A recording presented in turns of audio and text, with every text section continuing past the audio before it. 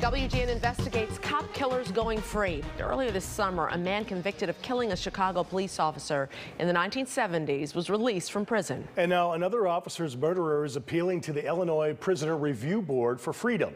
WGN Investigates' Ben Bradley has this story. You might think that killing a cop would lead to an automatic life sentence, but under old sentencing rules, inmates are finding themselves eligible for release.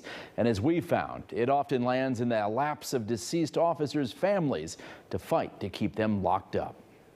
This is my father's, this is his life right here. This is all I have left of him. Old photos. There's I have a Life magazine, Cops' Targets. Far bottom right is my father. Old newspaper clippings. I have a lot of the articles of my father's murder in here that I've kept through the years. Even an old journal. My father would write down in these books every day he worked. A diary that abruptly ends. June 19, 1970, he was murdered, and he didn't get an opportunity to write in his logbook. This is what Kurt Kaner has to remember his father, Chicago police officer Kenneth Kaner. He has been attending parole hearings for his dad's killer, Bruce Sharp, since the 1980s, nearly 24 in all. I relive it every time I go to these hearings. He was the shooter. He executed my father. My father was sitting in a squad car, filling out a missing person report. This individual walked up with a sawed-off shotgun. By his own account and words, he said, "Good evening, officer," and then proceeded to literally blow my father's head off. Sharp admitted to the murder, said it was motivated by racial strife at the time. He pled guilty and has expressed remorse. He's been locked up for nearly 50 years, and records reflect he's been a model prisoner. Last winter, the Illinois Prisoner Review Board denied Sharp's parole request, but he was released this summer under the state's mandatory period of parole. He's now 70 years old, living in Florida with his brother, a former Chicago cop.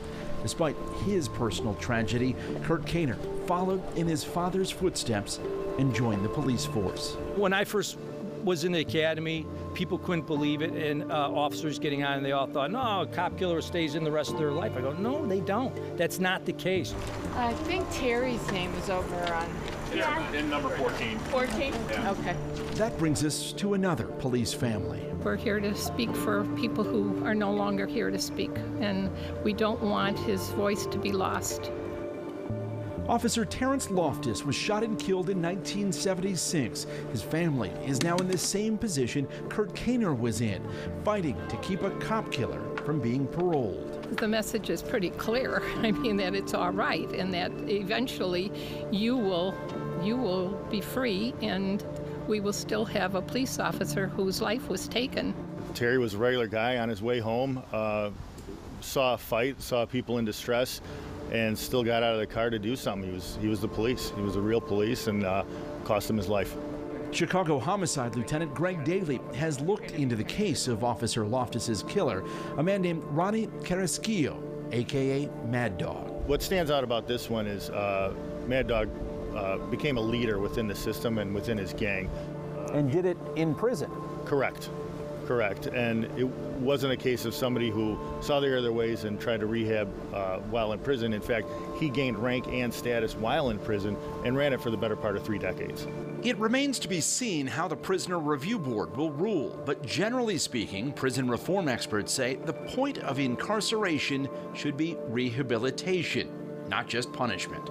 And if we never give people an opportunity to leave prison, we're really not following through on that mission or principle. You know, when we put people away for very long periods of time or for their natural life, what we're doing is incapacitating them. We're not rehabilitating them. We're not changing the system. We're not changing their behavior. And that is something we pay a very high price for, both financially and frankly morally, because all we're doing at that point is warehousing people. Carrasquillo will have another parole hearing in late September, and once again, it falls to the family of a fallen officer to fight to keep a killer behind bars. We are aging, and we need to speak for him. We need to speak for his parents and for his brother, and they are all gone. It's really like cruel and unusual punishment to the family. And a lot of the families don't go, and I always tell the board members, because I've gone on other hearings, don't take that they're not concerned about keeping this person in prison. They just don't want to relive it. It's important to note that state law changed in the late 1970s, eliminating what's known as discretionary parole. But because that change happened after the murder of these officers, their families were still in the position of being asked to testify at hearings every year. The next hearing for Officer Loftus's killer is scheduled for September 24th. Ben Bradley, WGN Investigates.